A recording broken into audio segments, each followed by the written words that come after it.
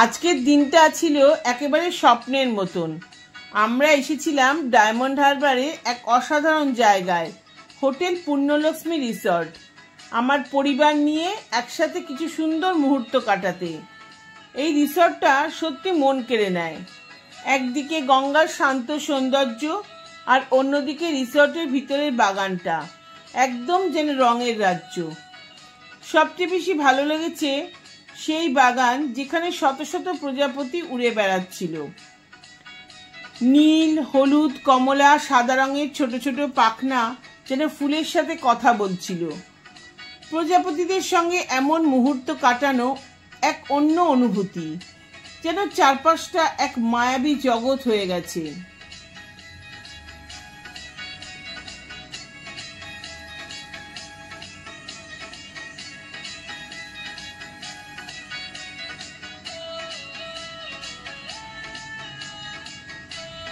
রিসর্টে বড় একটা সুইমিং পুলও রয়েছে।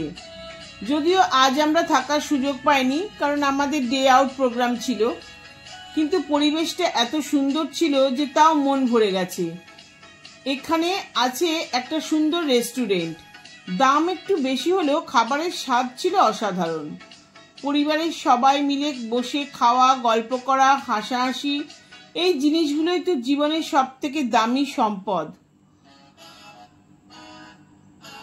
খাওয়া শেষে আমরা একটু বাইরে বেরিয়ে গেলাম, আর তখনই চোখে পড়ল গঙ্গার দিকে। একেবারে রিসর্টের পাশে বয়ে চলেছে পবিত্র গঙ্গা নদী, শান্ত, স্থির আর অপূর্ব।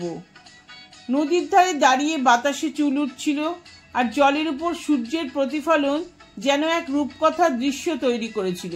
আর আজকের ওয়েদারটাও ছিল ভীষণ ভালো, না মেঘ না বৃষ্টি, খুব সুন্দর। এমন নদীর ধারে প্রিয় মানুষদের সঙ্গে সময় কাটানো, এর চেয়ে সুন্দর কিছু হয় না। আজকের দিনে একটা আফসোস রয়ে গেল, সেটা হলো আমরা এখানে থাকতে পারলাম না, এই সুন্দর পূর্ণলক্ষ্মী রিসর্টে। তবু আজকের এই স্মৃতিগুলো সারা জীবন মনে থাকবে।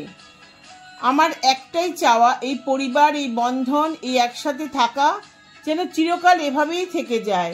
জীবন কেটে যায় কাজের চাপে, দৌড়ঝাঁপে, কিন্তু যাদের সঙ্গে হাসতে পারি, খেতে পারি, গল্প করতে পারি, তারাই তো আমাদের আলাদা আপনজন। এই ছোট ছোট মুহূর্তগুলোই একদিন হয়ে উঠবে বড় স্মৃতি।